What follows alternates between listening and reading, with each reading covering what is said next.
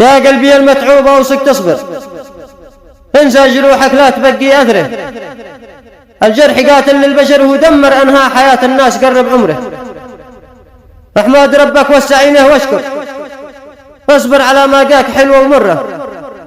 لكن أنا أعطيك نصيحة، احذر من لسن شاعر بالصحب له خبرة. من قبل ما تندم ولا تخسر، احذر من الأصحاب خذها فكرة.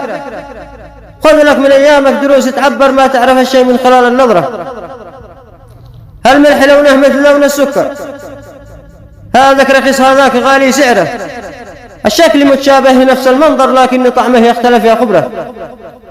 الناس هم أجناس وصنف تذكر، ما تستوي بنانك خليه عبره. طبع البشر في ذا الزمان تغير، ما عاد به صاحب بتلقي خيره.